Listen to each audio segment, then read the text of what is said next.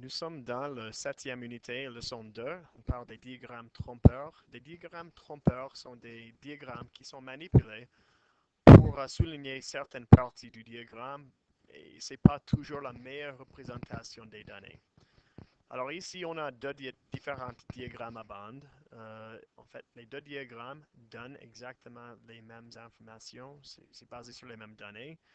Mais comme vous voyez, il y a une différence entre le premier diagramme ici et le deuxième ici.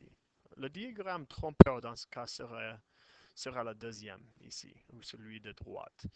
Euh, Comme tu vois, on peut mieux voir les résultats du sondage ou des données. Avec le premier, on peut voir la différence entre ceux qui aiment le pop, le rock, le hip-hop plus facilement. Dans le deuxième, c'est pas aussi facile à voir. La raison majeure, c'est parce que tu vois chaque carré. Alors, quand je parle d'un carré, je parle dans le gris, dans le papier grillé comme ça. Chaque carré ici représente trois élèves dans le premier. Okay? De ce point ici, de ce point ici, ça représente 3. Ici, chaque carré représente 10.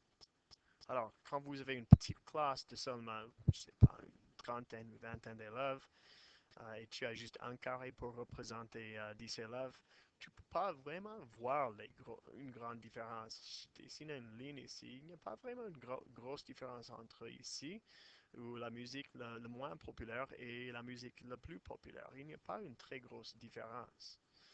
Alors, c'est ce qui peut être amélioré ici. Alors, on fait étudier ces lignes ici. Alors, le résultat de faire un carré qui représente 3 élèves, comparé à un carré qui représente 10 élèves, vous ne pouvez pas aussi bien voir les différences dans le deuxième. Vous pouvez mieux voir dans le premier diagramme. Continuons avec d'autres types de diagrammes. Ici, c'est un diagramme à ligne brisée. Dans le diagramme à ligne brisée, on voit que ici, juste à premier regard, on dirait, l'augmentation des salaires. Les salaires, ils ont augmenté énormément. La réalité, c'est que non, les salaires n'ont pas augmenté beaucoup du tout, en fait. Si tu vois, par exemple, on commence ici, environ 34 500 à peu près. Puis à la fin des 6 ans, on arrive ici à ce point. Si tu vois où ça nous amène, bon, à peu près 35 500 approximativement, une différence de même pas 1500 $. Alors, au cours de 6 ans, si j'ai gagné seulement 6 ans plus tard 1500 $, je pense que je ne serais pas très content. Okay? Parce que ça, c'est vraiment une petite augmentation de salaire.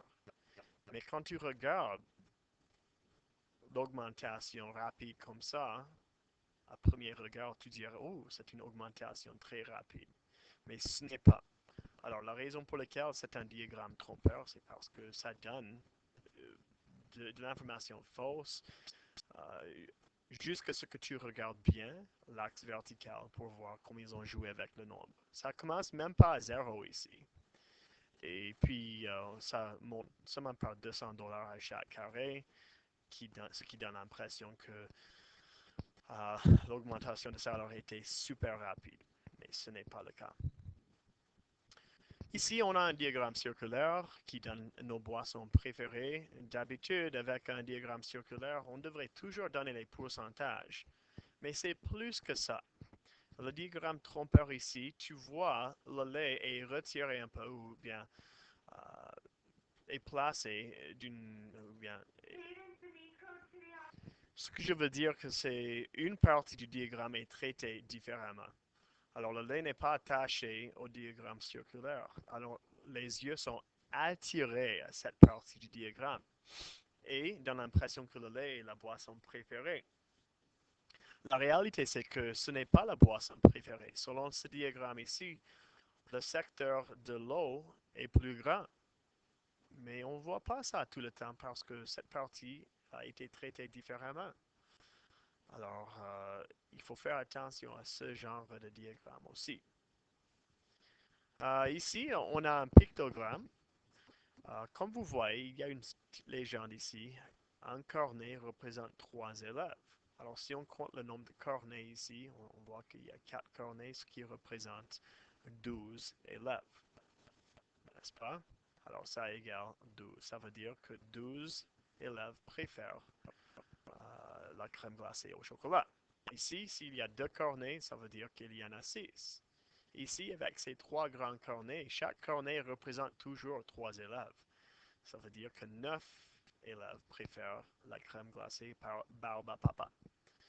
Alors, le problème avec ce diagramme trompeur, c'est que quand vous voyez pour la première fois, vous voyez ces 3 grands cornets, vous voyez Barba Papa, vous pensez, oh, Barba Papa, c'est le plus populaire. Mais en analysant aux 4 cornets, ça c'est 12, 2, 6, 3, 9. Alors le chocolat, en fait, en réalité, ça c'est la crème glacée préférée par les élèves. Alors, si on fait, excusez-moi, si on fait un pictogramme, la légende comporte un symbole. Tous les symboles devraient être le même symbole et aussi la même grandeur. C'est beaucoup plus facile à lire si on fait ça. Il y a beaucoup moins de confusion. Alors, les cornets sont de plusieurs tailles différentes, ce qui donne l'impression que Barba Papa est la crème glacée la plus populaire. Ce n'est pas le cas.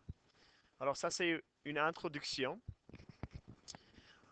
à ce qu'on appelle des diagrammes trompeurs.